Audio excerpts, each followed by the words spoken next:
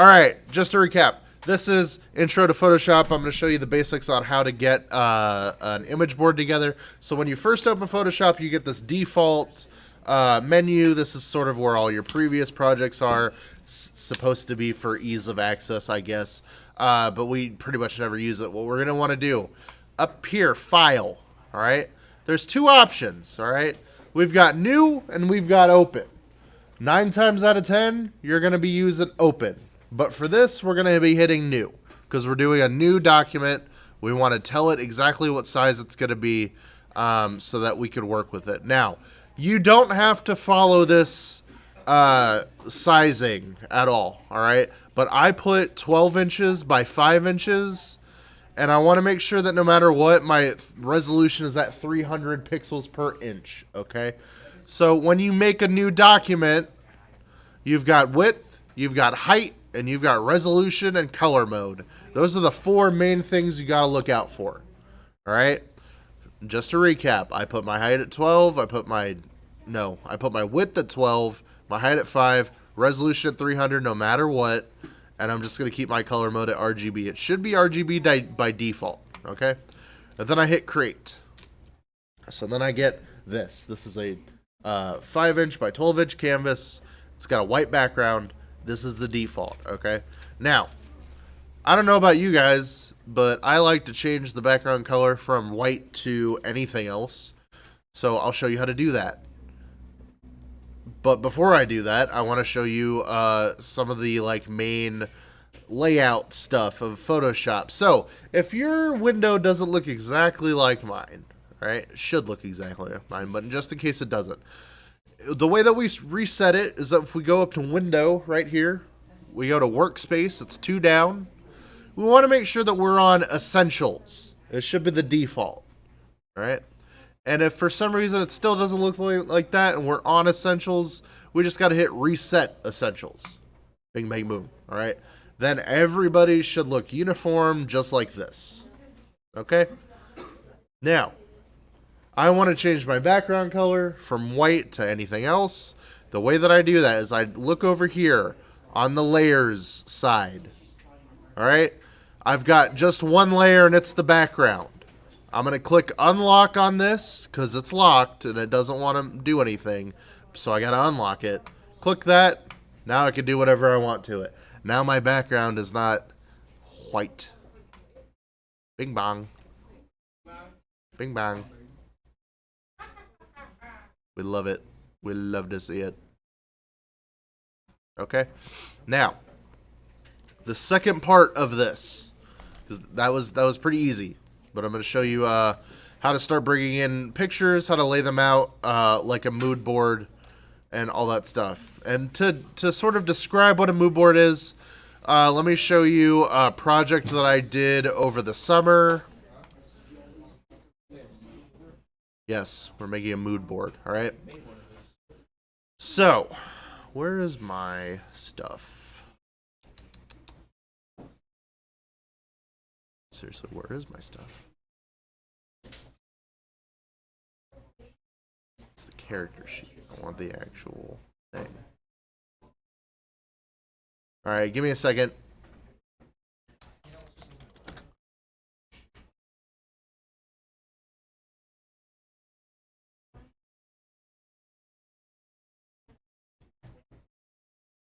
Okay, so when I was right at the before summer started, I started a master's course because I decided to go back to school and get my master's degree for 3D art. So I decided I wanted to major in character art so I could do stuff for games again, and I want to kind of get back into the industry and do some freelance work. So at the beginning of that project, the thing that you wanted to do, and this was taught to us and this was stuff that we had been doing for years and years, just me personally, but basically what we wanted to do is we wanted to create a centralized board. Is a couple of technical things. We want theoretically we want to create a document that we can carry with us the entire design process. It doesn't matter if you're doing 2D or 3D. It doesn't matter what medium you're using. If you're creating something and you have to design it pretty much from scratch, you're going to be using this process. Doesn't matter if it's for a character or something else. All right, this is it. So what I started with is I wrote a bit of lore for the character first, which you don't have to do that. But I wanted to get some flavor down and I wanted to get just the general idea down. So I had a thought. I was like, okay, what if you took like The Witcher, but you put him in, instead of like medieval Europe, you put him in like medieval, like Middle East, like North Africa, like Egypt, stuff like that. Something that we haven't really seen before, something that doesn't really get represented a whole lot in the medium of video games, right? So I started off with like barbarian culture, like fantasy barbarians, and then I was thinking about it. I'm like, what's a really good physical representation of what I'm trying to do? Oh yeah, Black Panther was great for that because everything that they did design wise was informed by African culture and historical reference. So I was like, hell yeah, let's make like almost like a Wakandan Witcher kind of thing. So I started off that way, and I was like, anatomy wise, let's reference like Michael B. Jordan, because bro is built like a brick house. Like, it's nuts how built he is. So that's good to have that as reference. And I'm just trying to get the mood. I'm trying to get the vibe going, right? So I've got like, I've got like anatomy reference and I've got costuming reference. I've got like a little bit of environmental stuff because I want to like keep the environment in my mind space as I'm making this, because the environment is what informs the costuming, right? It's what informs the props, the accessories, all that stuff. It informs pretty much everything. Like if I made a dude that's got to be out in the desert, I'm probably not going to put a bunch of fur and parkas on him that's going to insulate his body heat to the point where he has a heat stroke an hour into the day. I want to keep it like light, nimble, agile, all that stuff, right? And I wanted to make sure that I referenced like actual historical, like from the region reference for that too. So then I kind of brought in some of the Ottoman influence, some of the Middle Eastern, Arabic armoring, all that stuff, because I wanted to understand how that detailing actually worked. Because that's not how a lot of our brains work. If you didn't grow up with that, if you weren't born into that culture, and this goes for everybody, you're probably not going to understand how that works off the bat. So you have to do a little bit of mental gymnastics to try to figure it out a little bit better. And that's kind of why a lot of people in this area, they kind of do the same stuff because that's what you're used to, okay? So once I had some of that historical stuff down, I kind of brought it back into the fantasy with some of the Witcher stuff. I was like, let's make them not human. Let's do elves because elves are kind of lame. And let's make elves not lame. How do we make elves not lame? We do like something a little bit different. We don't just make them default tree-hugging, knife-eared, long-haired, lame individuals, right? We want to break away from the stereotype. So I was like, okay, what if like The Witcher was elvish? Let's do that, and then let's keep it all here. All right, so then I kept that going. I was like, what's a really popular design aesthetic for that part of the world? Oh, it's war paint. Specifically white war paint. I think that looks striking, and it looks really cool. If a design can incorporate that, it just looks really nice. Okay? And then I kept some of the prop inspiration. I was like, oh, it would be cool if he had a sword, but it was made out of bones. That did not end up in the final design because I ran out of time, but it was still a cool idea. Okay? So I wanted to make sure to put that in my board as much as I could. And then that board I used to draw this sheet. Give me. I used that board to draw this sheet, and I started off one way, and then I just kept tweaking it until I got happy with it. So I started off from the left, this one.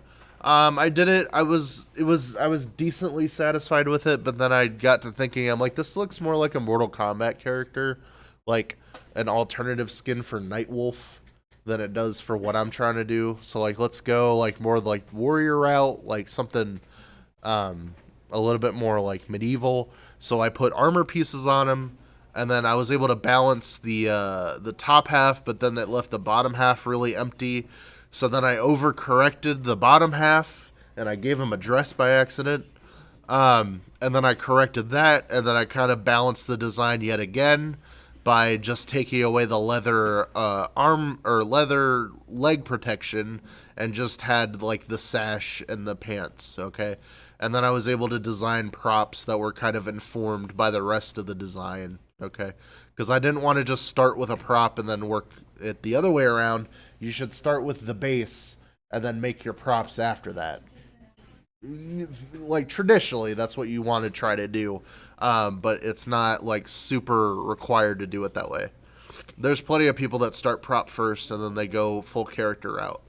All right, so once I was able to do that, I consider this a successful character design, and this isn't anything that you guys are doing, but I took that into 3D and then I made this. It's a 3D game character. It's like fully ready to go, engine ready. Yeah, and I'm super happy with it. So that's kind of like the design process of how to do characters like this. Which for the final, you're just gonna be doing a pencil drawing, but still, like you're gonna need all the help you can get, and this is all the help that you're gonna get. All right, the reference board is gonna be like your Bible whenever you're having to draw this character, whatever character that you make. All right, this is what you're gonna reference. So, what you want to do. And I'm just going to show you how to do this. Just really simple, really easy in Photoshop. I've got, in morning class, I just asked them for the type of person. Somebody said a deer hunter. So I was like, okay, that's going to be the character. I need to gather references that are relevant to that. All I did was go to Google Images, search for pictures of deer hunters, something that's got a little bit more edge to it, something that's got a little bit more bite. And then I was able to just sort of get a couple of pictures at least just to demonstrate how this works. So like let's say you're looking through Google Images and you click on something, you right click to save it, and then let's say it won't let you save it as a JPEG or a PNG. Let's say that it's only a web page file, okay? I'm going to go to my search bar, or I'm going to hit Window key S to bring that up, and I'm going to type in snip.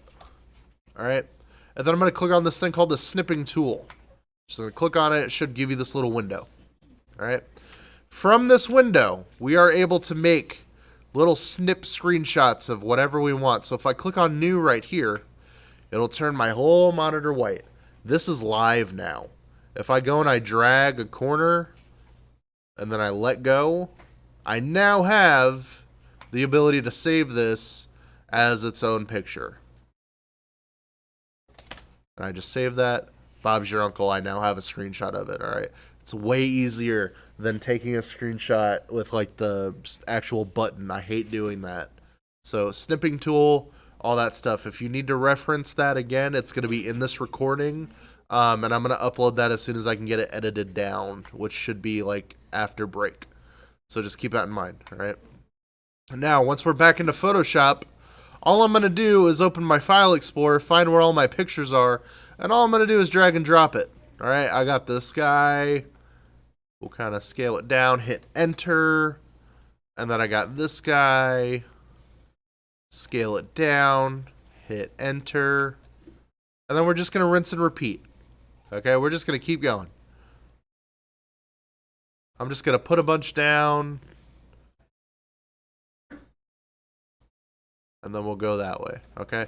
Now, let's say, for whatever reason, while you're doing your layout, you didn't get the picture laid down exactly how you wanted to. That's totally fine. It's going to happen, all right? So what you want to do is you want to highlight that picture in the layers, okay, over here on the right. So I want to change where picture 2 is. What I'm going to do is I'm going to hit Control and T at the same time.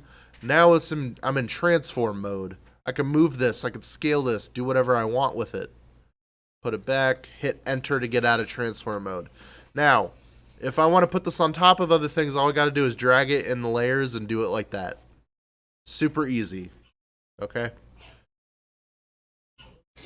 It is Willem Dafoe. He's looking at you with Eyes. I don't like those eyes. Suggestive. Anyways. What else? What else do I need to tell you? Oh yeah, basic Photoshop navigation. So like, let's say you need to move around your canvas. If you scroll up and down with the mouse wheel, that'll move it up and down. If you hold down Control and scroll, that'll move it left to right. And then if you hold down Alt and scroll, that'll zoom it in and out. Right? So Control, Alt, and zoom. Those are the things that you want to remember. Okay? There's also a little hand tool over here. If you want to do it that way, I just hate clicking on that. And there's also a zoom tool right underneath it. But that's totally up to you guys. I'm giving you guys until tomorrow afternoon to get this done, which should be enough time to kind of stumble through Photoshop and put something together. When you're done with it, just hit File, Save As, and then name it.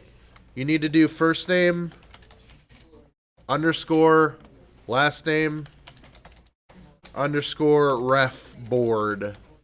And then that needs to be it. That needs to be the naming convention that you carry forever. Okay? Don't like forget that at all. Because every year we start off strong with the naming conventions and then we fall apart. So think about that and just get your reference boards done. If you guys have any questions, let me know. Recording will be up soon.